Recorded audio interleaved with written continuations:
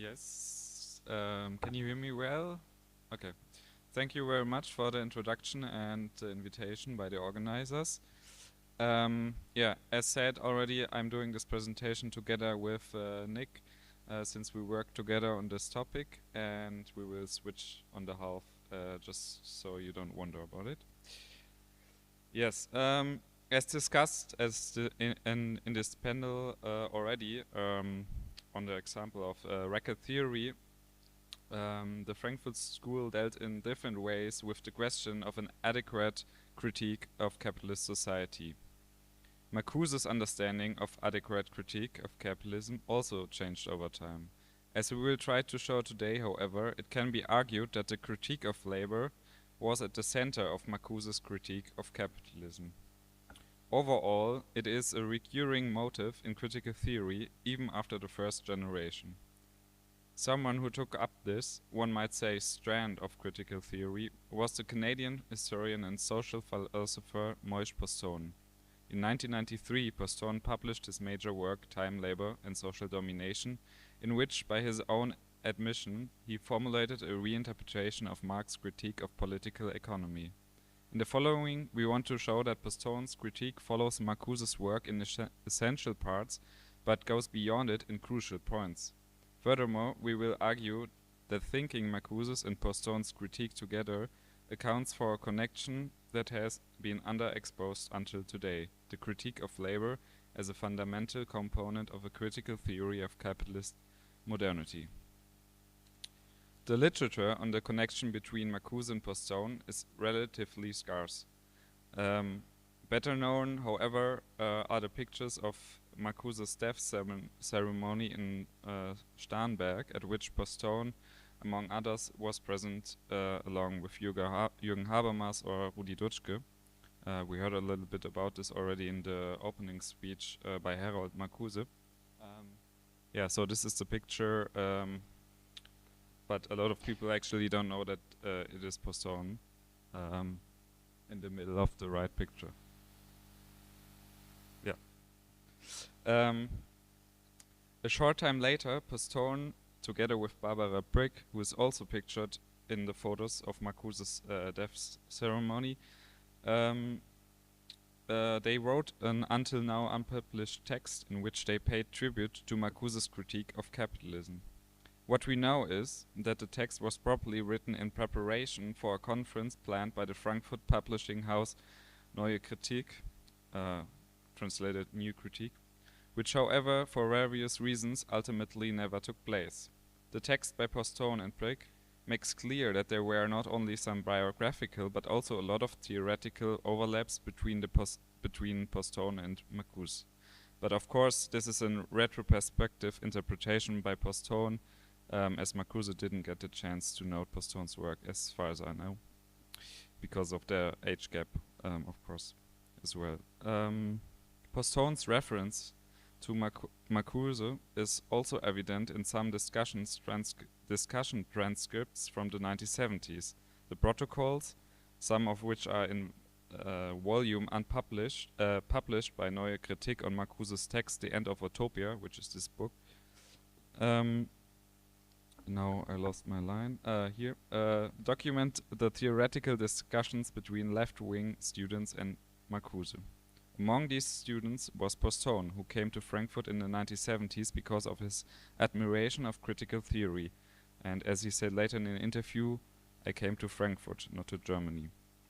The aforementioned text, as well as the discussion transcripts, show that Postone dealt intensively with Marcuse's work and referred to his work in many ways. In Postone's main work, Time, Labor, and Social Domination, however, Marcuse appears only in passing and in footnotes. Postone's full reference to Marcuse remains therefore implicit and thus appear more sparse than it may have been in reality.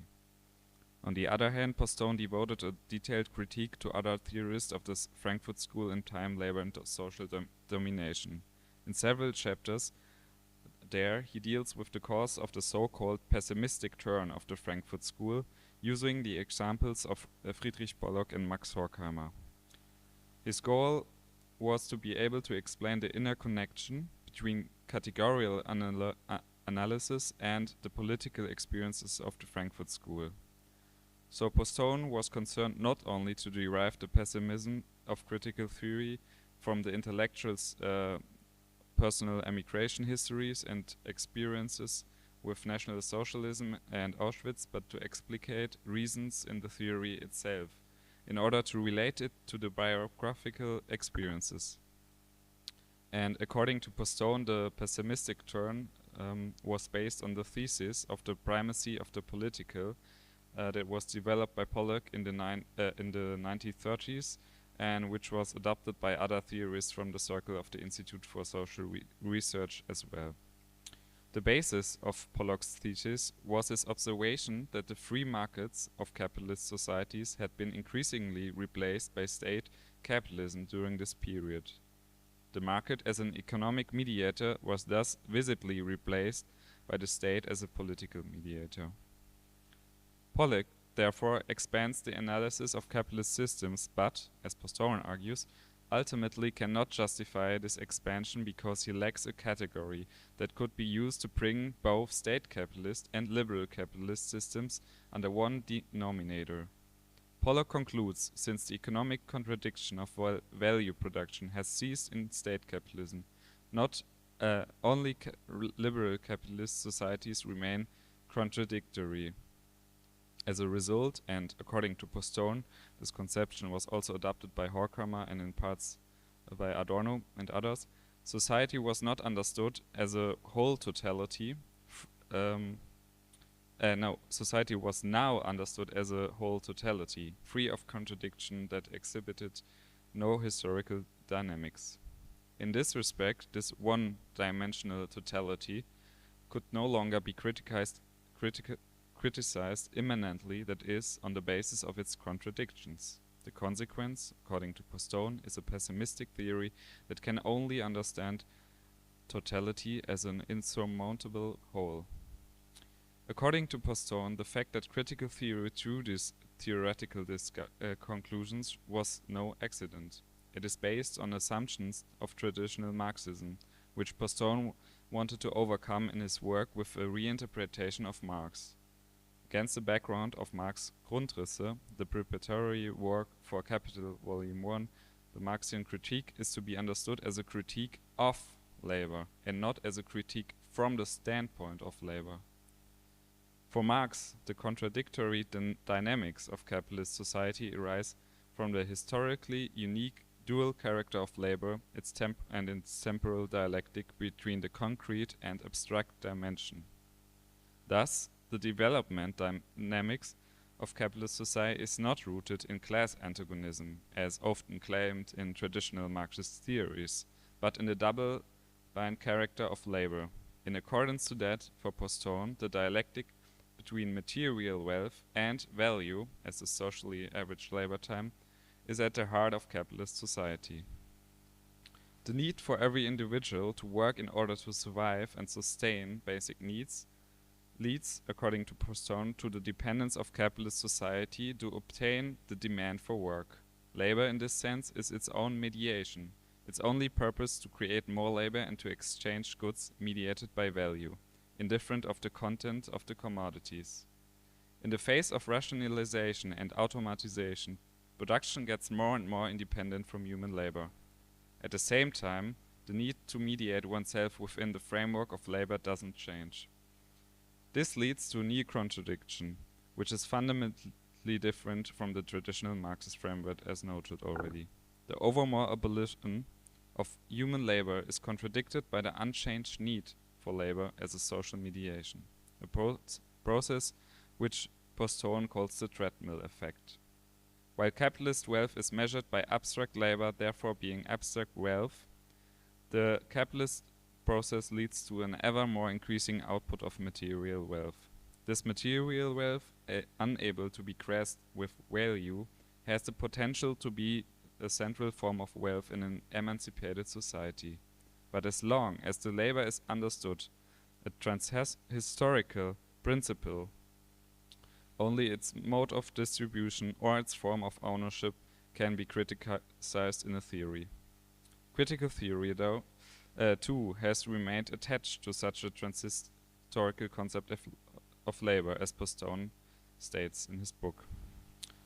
Interestingly, Postone partly excludes Marcuse in his critique of the Frankfurt School, and this although Postone seems to implicitly address Marcuse with the concept of one-dimensional totality. Postone thus assumes that Marcuse, despite his thesis of a one-dimensional society, still held to a contradictory constitution of society. In the unpublished text mentioned earlier, Postone writes about Marcuse's Triebstrukturen, errors in civilization. I quote, "In his writing, as in later essays, Marcuse relativized Freud's cultural pessimism, which was based on the assumption that alienated labor constituted an eternal necessity, by confronting it with the objective historical possibility of overcoming this form of labor, a historical versus a super-historical way of thinking." Postone's claim can be undermined with a quote of Marcuse in one of the already mentioned discussion protocols. In a discussion from 1977, which Postone attended, Marcuse said, quote, "In the so-called consumer society, there are constantly produced goods and services that pretend a life for which work is no longer the main content, while in reality, more and more alienated labor must be expended to buy these goods and services. This contradiction, apparently the present form of the basic contradiction between social wealth and its miserable use, this contradiction appears in the, let us say calmly, in the realization or in the subconscious realization that a life without work, alienated work, is a real possibility." End of quote. The historical specific dialectic between labor as the source of value and a possible society without the need for value, and thus labor can be seen as a core of Postone and Marcuse's critique of capitalism. Nick, how am I with the time? Okay, so I will skip a part where I talk about the topic in Errors in Civilization and make the transition to next part. I just want to finish with the note that Marcuse and Postone, as we try to show, stand in a line of thought of critical theory, at which center is the critique of labor. Like Postone, Marcuse, at least in some of his writings, understood the dual character of labor is central to the dynamics of capitalist society. But however, their conception of the relationship between abstract and concrete differs in crucial ways. This, we think, explains contradiction in Marcuse's arguments and his reference to Marx's theory of value. And now Nick will continue the input. Thank you. And I will now continue with more on the differences between those two thinkers. As already mentioned, in a traditional Marxist framework, capitalism's two core elements are market exchange and private property, a notion that situates capitalism in the realm of exchange rather than production. Postone criticized, as did Marcuse, the absent critique of the realm of production in a traditional Marxist framework. As Postone stated, the Marxist affirmation of labor leads and has indeed historically led to the affirmation of the industrial production. Thus, the traditional Marxist approach was in this sense affirming proletarian labor and modernity, or as Marcuse puts it, quote, "the violence of progress." This might be the reason why the proletariat was integrated so smoothly into the modernist project, as Marcuse described it in the One-Dimensional Man. Marcuse's and Postone's approach is thus to escape this progressivist affirmation of industrialization and destruction of nature. Therefore, one must critique the realm of production, what Postone would call proletarian labor.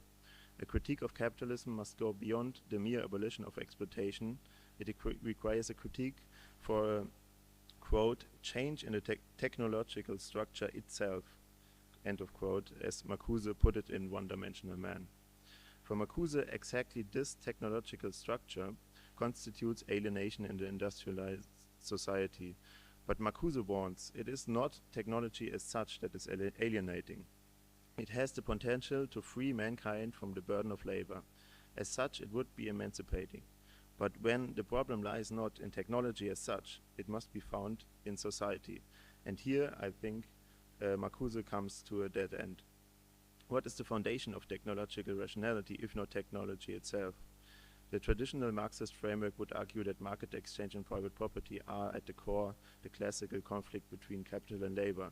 And an interpretation that Marcuse and Postone take into question.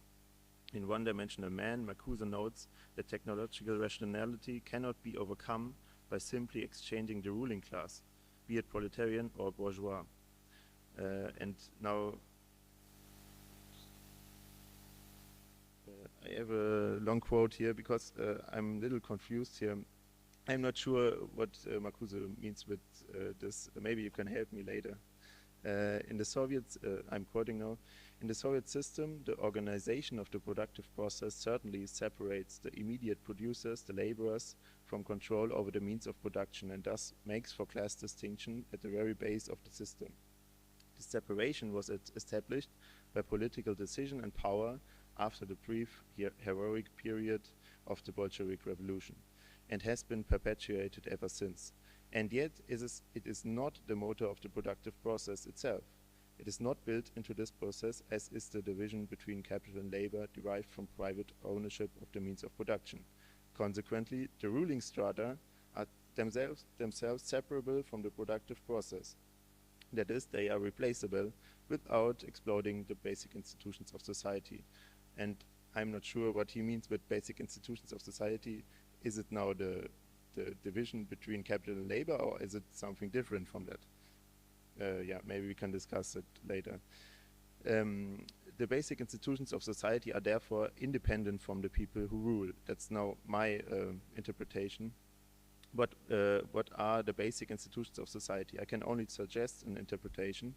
The basic institutions are the institutions of technological rationality. Therefore, capitalism can be abolished not by just overthrowing a ruling class, but by changing the production process or rationality itself. And this raises a question, again, if the problem is not solved by just exchanging the ruling class, then what distinguishes good technology from bad technology? Emancipatory from alienating technology? The same question as before. And again, Marcuse, as Postone would state, cannot answer that question.